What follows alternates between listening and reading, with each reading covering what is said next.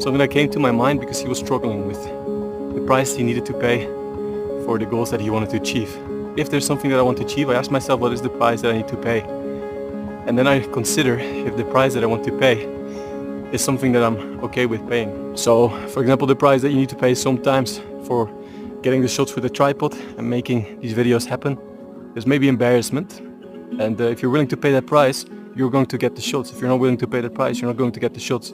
You can apply this to everything.